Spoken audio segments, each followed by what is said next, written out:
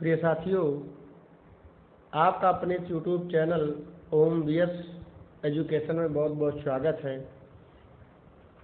जैसा कि आपके बोर्ड पेपर चल रहे हैं और अगला पेपर आपका अब कक्षा 10 का साइंस है, तो उससे संबंधित जो बहुत सारी चीज़ें हैं वो आपको करा भी दी गई हैं पिछले वीडियो में, और कई सारे इम्पोर्टेंट क्वेश्चन हैं जो आपको बताए जा रहे हैं। तो उसी क्रम में आज आपको रसायन विज्ञान कक्षा 10 विषय विज्ञान में धातु और अधातु का चैप्टर पढ़ाया जाएगा, और धातु और अधातु से जो भी पेपर में आना है वो आपको बहुत अच्छे तरीके से पढ़ा दिया जाएगा, ताकि यदि बोर्ड एग्जाम में जो भी टॉपिक से संबंधित आए वो आप अच्छे से कर पाएँ। तो चलिए चलते हैं लेसन की ओर। तो प्यारे बच्चों, इस अध्याय में सबसे पहली जो प्रमुख हेडिंग है वो है आपके समक्ष इलेक्ट्रोड तथा इलेक्ट्रोड विभव। इलेक्ट्रोड क्या है और इलेक्ट्रोड विभव क्या है, तो आप देख रहे हैं लिखा है परिभाषा में, जब किसी धातु की छड़ को उसके किसी लवण के जली विलयन में डुबोया जाता है तो धातु की छड़ पर आक्सीकरण या अपचयन क्रिया होती है। कहने का मतलब ये है, जब किसी धातु की छड़ को लिखते हैं, जब किसी धातु की छड़ को उसी धातु के लवण के जली विलयन में डुबोया जाता है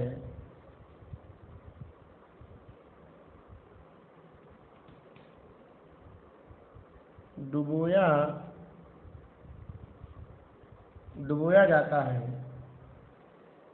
तो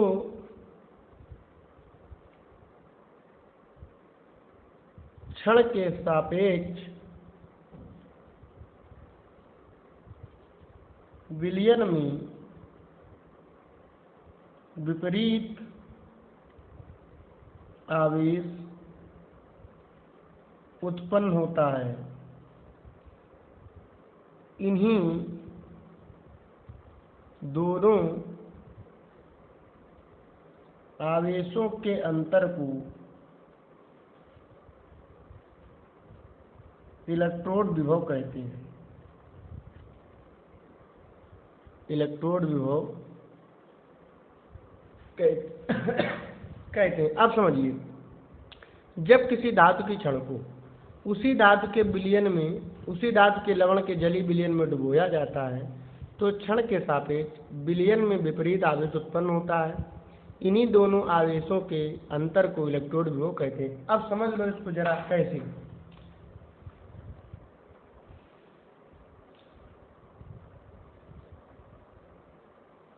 देखिए, जैसे मान लीजिए कि ये एक पात्र है और इसमें एक विलयन भरा है, और ये विलयन कॉपर धातु का है, कॉपर सल्फेट। ये एक लवण बन गया और कॉपर सल्फेट का ये विलयन भरा हुआ है। तो परिभाषा के अनुसार क्या है कि जब किसी धातु की छड़ को उसी धातु के विलयन में डुबोया जाता है, तो इसमें मान लीजिए कौन सी छड़ हमने डुबोई, इसमें हमने कॉपर की एक छड़ डुबो दी। तो कॉपर की छड़ को कॉपर सल्फेट के विलयन में, अर्थात जब किसी धातु की छड़ को उसी धातु के विलयन में डुबोया जाता है तो क्षण के सापेक्ष विलयन में विपरीत आवेश उत्पन्न हो जाता है। जैसे अगर क्षण पर प्लस आवेश है तो विलयन में माइनस आवेश उत्पन्न होगा। प्यारे बच्चों, कौन सा आवेश उत्पन्न होगा? विलयन में माइनस आवेश उत्पन्न होगा यदि क्षण पर धन का आवेश है, और यदि क्षण पर ऋण का आवेश है तो विलयन पर धन का आवेश उत्पन्न होगा। और इन्हीं दोनों आवेशों के अंतर को ही हम इलेक्ट्रोड विभव कहते हैं। तो आपको समझ में आ गया होगा कि इलेक्ट्रोड विभव क्या है। जब किसी धातु की छड़ को, कोई भी धातु हो, चाहे वो कॉपर की धातु की, ये कॉपर धातु की छड़ है, कॉपर धातु की छड़, जब किसी धातु की छड़ को उसी धातु के विलयन में डुबोया जाता है तो क्षण या विलयन दोनों में विपरीत आवेश उत्पन्न होता है, एक दूसरे के सापेक्ष दोनों में विपरीत आवेश उत्पन्न होता है। इन्हीं आवेशों के अंतर को हम इलेक्ट्रोड विभव कहते हैं। अब देखिए इलेक्ट्रोड क्या होते हैं यार बच्चों, यही जो क्षण डाली जाती हैं इन्हीं क्षणों को हम ही कैथोड या एनोड कहते हैं, कैथोड या एनोड कहते हैं। और इस क्रिया को हम इलेक्ट्रोड विभव कहते हैं, और जो क्षण डाली जाती है उसे हम इलेक्ट्रोड कहते हैं। इलेक्ट्रोड दो प्रकार के होते हैं। इलेक्ट्रोड जो होते हैं कैथोड और एनोड, कैथोड और एनोड को ही हम इलेक्ट्रोड कहते हैं, याद रखेंगे आप।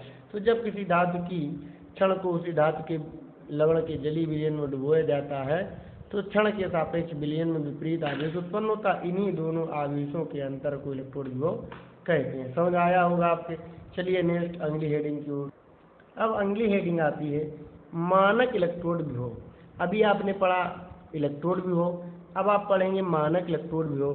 तो इलेक्ट्रोड विभव भी हमने आपको बताया था, जब किसी धातु की छड़ को उसी धातु के विलयन में डुबोया जाता है। अब मानक इलेक्ट्रोड विभव में बहुत छोटा सा अंतर है।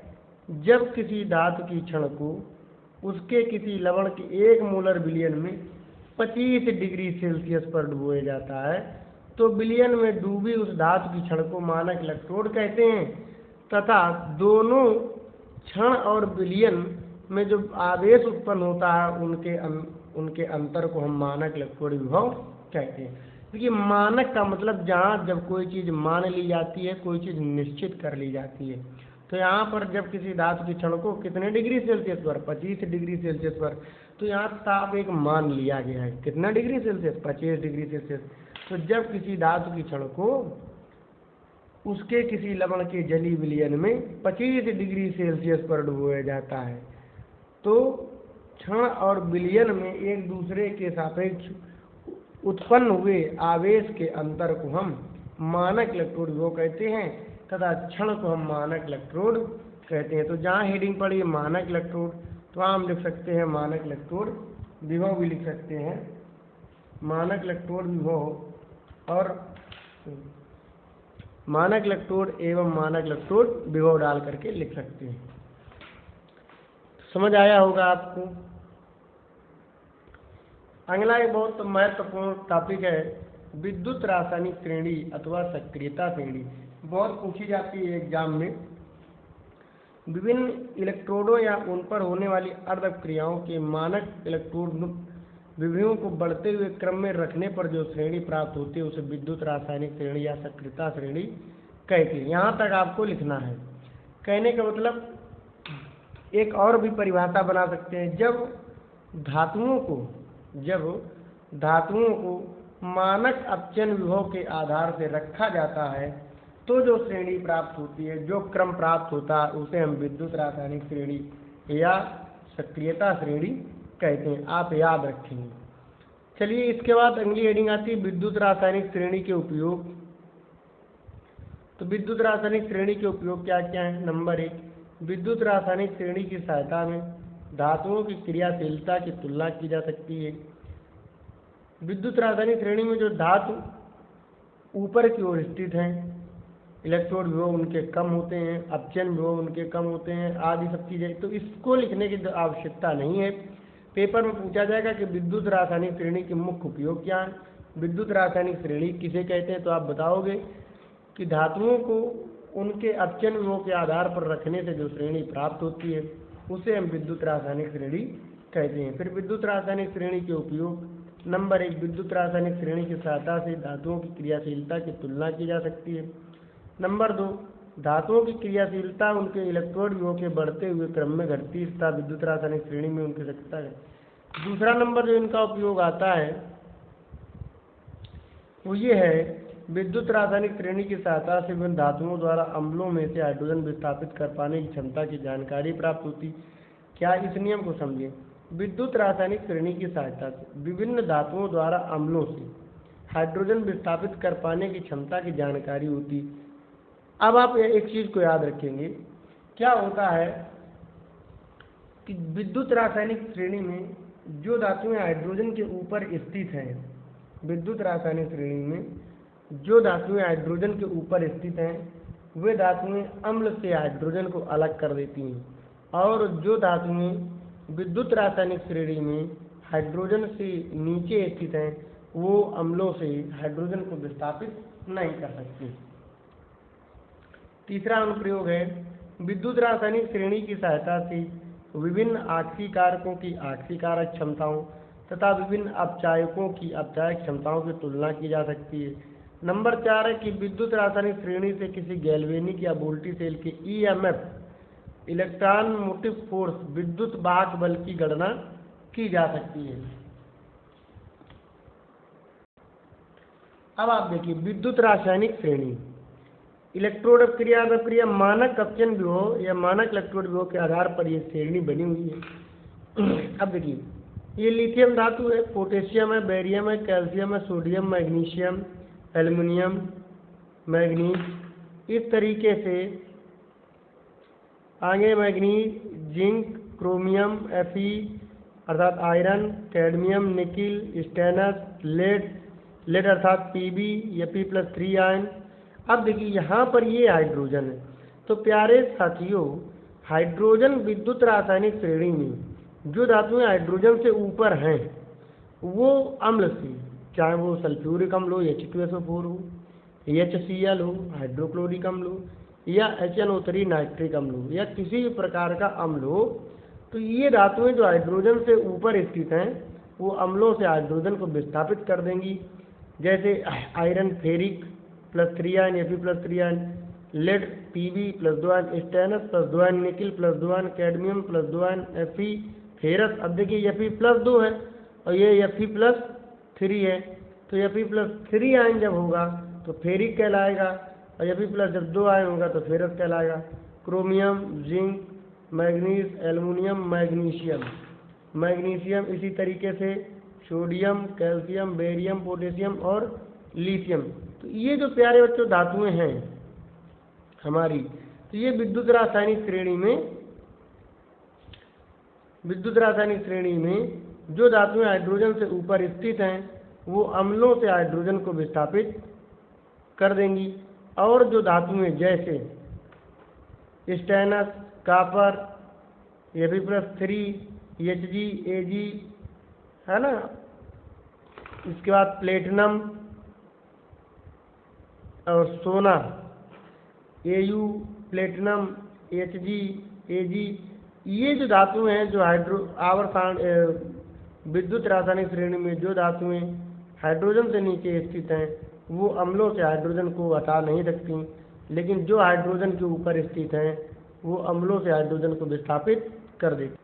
तो प्यारे बच्चों आप देख रहे हैं कि अपचयन विभव का बढ़ता हुआ क्रम, तो ये एरो ऊपर से नीचे की ओर बढ़ता जा रहा है ना, इस तरीके से ये देखो एरो नीचे की ओर आ रहा है, अर्थात मानक अपचयन विभव के आधार पर। किसके आधार पर?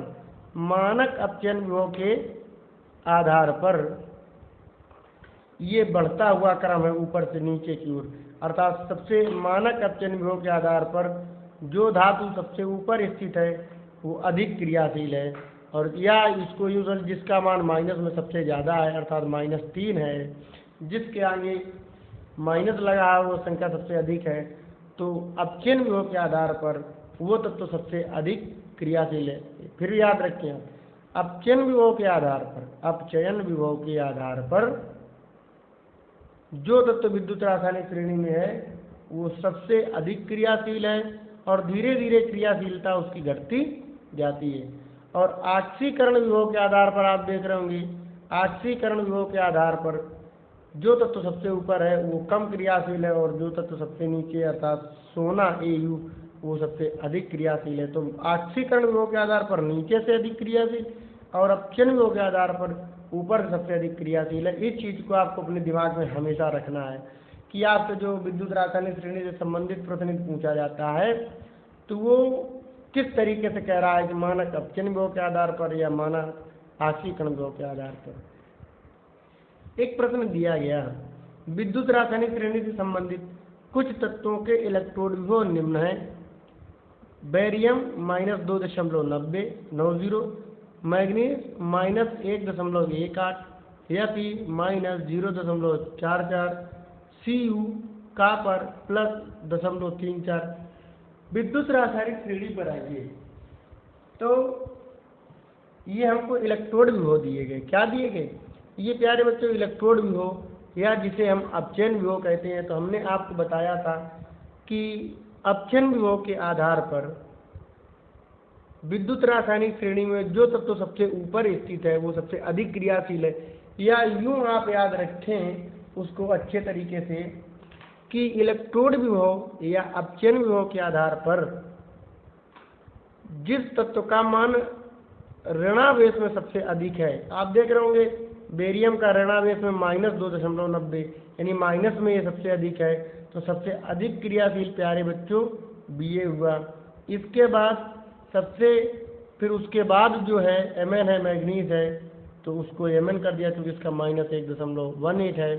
फिर Fe है तो इज ग्रेटर देन Fe, और अंत में Cu है क्योंकि इसका मान प्लस में है। तो याद रखिएगा कि आप ये देखिएगा कि इलेक्ट्रोड विभव दिया गया है कि अपचयन विभव दिया गया है।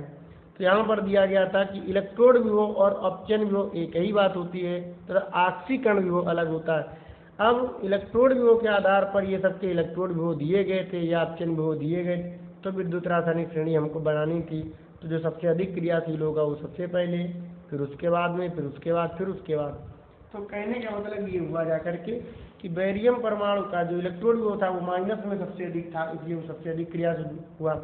अगर यही इलेक्ट्रोड विभव की जगह अगर ये कह देते कि आक्सीकरण विभव के आधार पर बनाइए, आक्सीकरण विभव के आधार पर, तो प्यारे बच्चों सबसे पहले आ जाता copper is greater than Fe, फिर इसके बाद आता Mn, फिर आता बेरियम।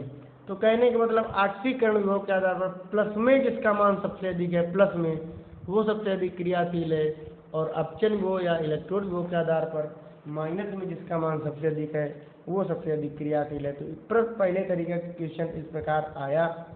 दूसरा क्वेश्चन देखते हैं आप। अब देखिए दूसरा क्वेश्चन आता है दूसरे तरीके का। तांबा सिल्वर नाइट्रेट विलयन से सिल्वर विस्थापित करता है, किंतु सिल्वर जिंक नाइट्रेट विलयन से जिंक को विस्थापित नहीं कर पाता, क्यों? प्यारे बच्चों विद्युत रासायनिक श्रेणी से संबंधित ये दूसरा प्रश्न है, ये दूसरे तरीके का प्रश्न है। तो इसको आप भली बात समझें, क्योंकि इस तरीके से भी विद्युत रासायनिक श्रेणी से संबंधित प्रश्न पूछे जा सकते हैं। प्रश्न को एक बार पुनः आप अच्छे से समझें। प्रश्न कह रहा है तांबा सिल्वर नाइट्रेट विलयन से सिल्वर विस्थापित करता है, किंतु सिल्वर जिंक को जिंक नाइट्रेट विलयन से विस्थापित नहीं कर पाता। तो आइए रिएक्शन से सबसे पहले समझेंगे, क्योंकि अब क्रिया आपको देनी पड़ेगी। तांबा अर्थात Cu सिल्वर नाइट्रेट विलयन से अर्थात AgNO3 सिल्वर नाइट्रेट विलयन से सिल्वर को विस्थापित कर देता है। तो जब ये विस्थापित करेगा तो बन जाएगा CuNO3 प्लस Ag, अर्थात तांबा सिल्वर नाइट्रेट विलयन से सिल्वर को हटा देता है और कॉपर नाइट्रेट बन जाता है। तो प्यारे तो Cu पर प्लस का 2 होता है और NO3 पर माइनस का 1, तो इसको बराबर करने के लिए इसमें कर देंगे 2 का गुणा। अब देखिए NO3 2 हो गया तो 2 का गुणा इधर करेंगे, तो जब 2 का गुणा NO3 को बराबर करने के लिए इधर किया तो Ag भी 2 हो गया, तो उसको भी बराबर करने के लिए 2 का गुणा इधर कर दिया।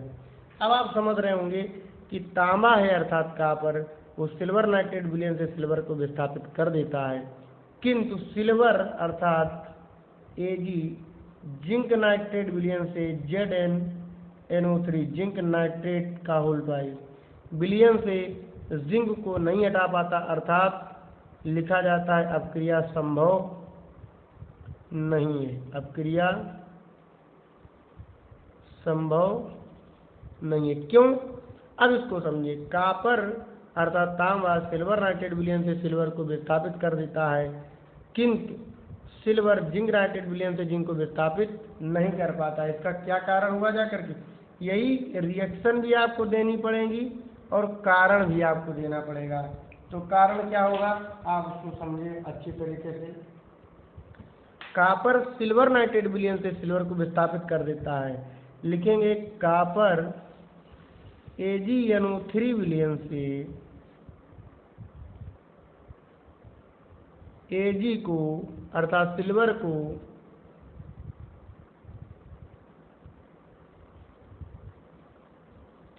विस्थापित कर देता है, क्योंकि विद्युत रासायनिक श्रेणी में कापर Ag से ऊपर स्थित है, इसलिए कापर Ag से अधिक क्रियाशील है और अधिक क्रियाशील होने के कारण वो सिल्वर नाइट्रेट विलयन से सिल्वर को विस्थापित कर देता है। समझ आया होगा। आप कारण क्या लिखेंगे? कारण में यही लिखेंगे कापर सिल्वर नाइट्रेट विलयन में सिल्वर को विस्थापित कर देता है, क्योंकि कापर विद्युत रासायनिक श्रेणी में Ag से ऊपर स्थित है, अर्थात सिल्वर से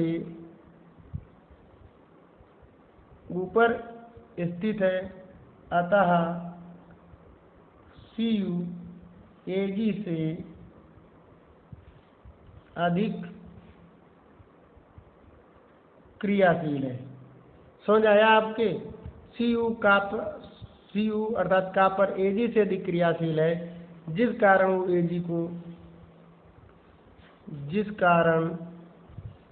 Cu Ag को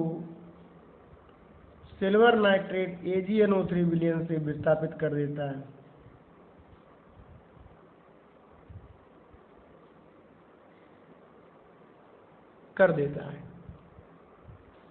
तो आपने समझा कि कापर सिल्वर नाइट्रेट विलयन से Ag को अर्थात सिल्वर को विस्थापित कर देता है, क्योंकि कापर विद्युत रासायनिक श्रेणी में Ag से ऊपर स्थित है, अतः कापर Ag से अधिक क्रियाशील है। अधिक क्रियाशील होने के कारण कापर Ag को AgNO3 विलयन से विस्थापित कर देता है ना। तब ये क्रिया Cu plus AgNO3 arrow CuNO3 का होल ट्वाइस प्लस Ag संभव होती है। इसके बाद जो प्रश्न कह रहा था, किंतु सिल्वर जिंक नाइट्रेट विलयन से जिंक को विस्थापित नहीं कर पाता, क्योंकि लिखेंगे किंतु सिल्वर जिंक नाइट्रेट विलयन से जिंक को विस्थापित नहीं कर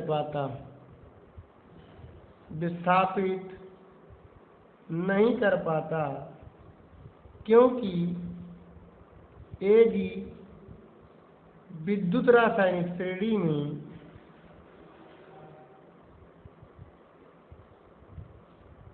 जिंक से नीचे स्थित है, इसलिए कम क्रियाशील है।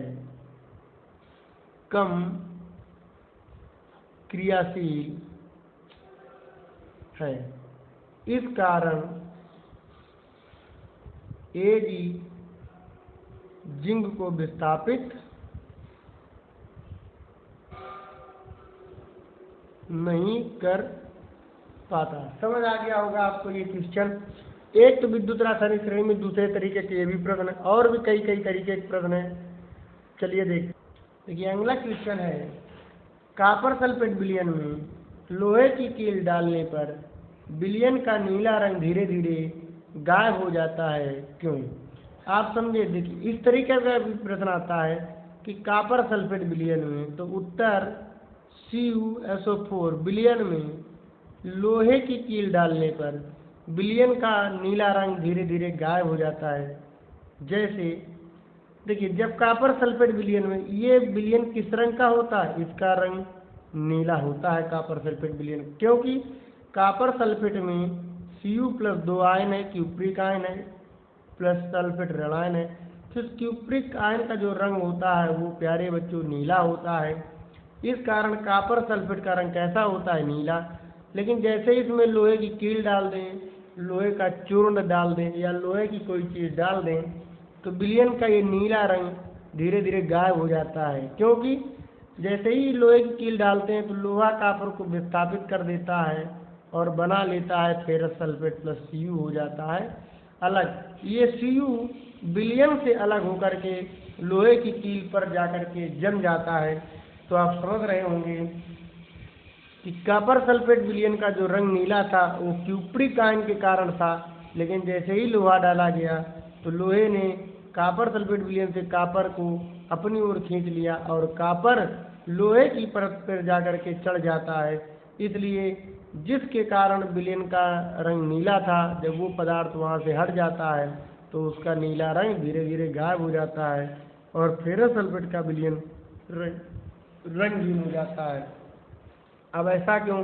तो इसके भी उत्तर में वही लिखना है, क्योंकि कापर सल्फेट क्योंकि विद्युत रासायनिक श्रेणी में आयरन कापर से ऊपर स्थित है, इसलिए ऊपर स्थित होने के कारण आयरन तांबा से अधिक क्रियाशील है और अधिक क्रियाशील होने के कारण आयरन कापर सल्फेट विलयन से कापर को हटा देता है और जैसे ही कापर हटता है तो विलयन का नीला रंग धीरे धीरे गायब होता चला जाता है और अंत में विलयन रंगहीन हो जाता है और ये कापर लोहे की कील पे जाकर के चिपक जाता है, उसके आसपास परत में जम जाता है।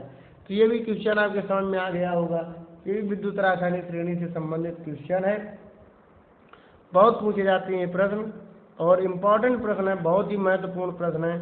अब चलिए चलते हैं आगे प्रकरण की ओर। अब देखिए, इसी अध्याय का बहुत महत्वपूर्ण टॉपिक है खनिज। खनिज किसे कहते हैं? पृथ्वी में धातु तथा उसके यौगिक जिस रूप में प्राप्त होते हैं खनिज कहलाते हैं।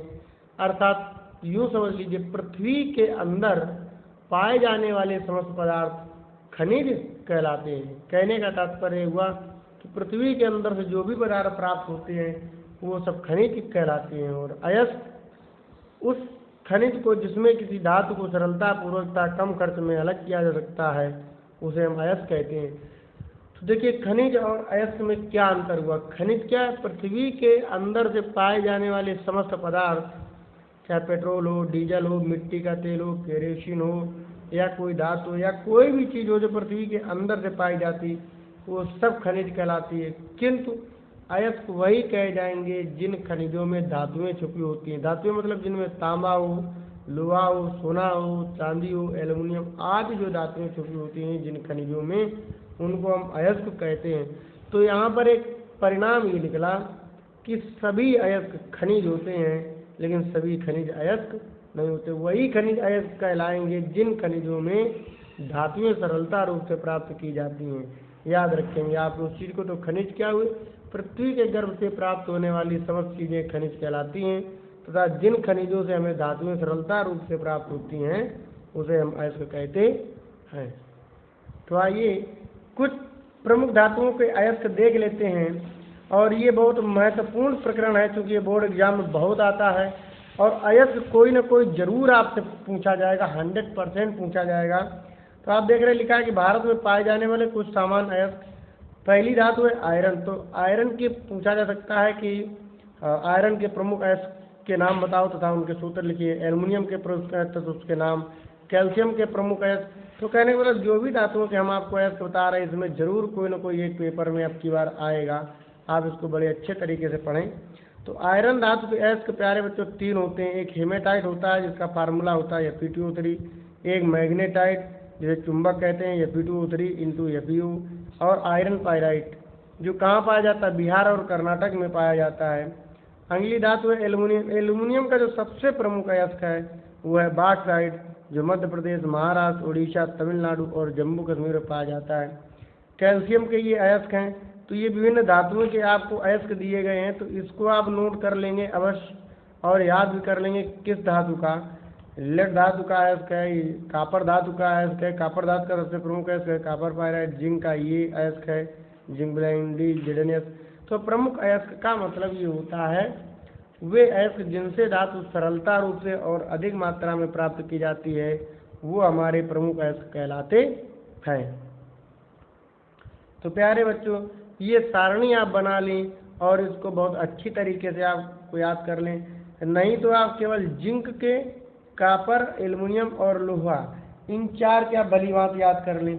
और जिंक को भी छोड़ सकते हैं, लेकिन आयरन, एल्युमिनियम और कापर के अयस्कों के नाम आपको हमेशा बहुत अच्छे तरीके से आने चाहिए, क्योंकि ये पेपर में बहुत पूछे जाते हैं। तो प्यारे बच्चों, आज के वीडियो में बस इतना ही काफ़ी। और इस सब के आप नोट्स बना लें, और जब तक आपको साइंस का पेपर होगा हम आपको रसायन विज्ञान, भौतिक विज्ञान और जीव विज्ञान के समस्त इम्पॉर्टेंट टॉपिक आपको पढ़ा देंगे, जो आपके बोर्ड एग्जाम में आएंगे। बस आप ईमानदारी से तैयारी अवश्य करते रहें और वीडियो को देखें और शेयर अवश्य करें, और लोगों को भी बताएं कि इन वीडियो को देखें, पढ़ें और समझें। ठीक, यदि आपको ये वीडियो अच्छी लगी हो तो आप लाइक, कमेंट, शेयर, सब्सक्राइब जरूर करें। बहुत बहुत धन्यवाद।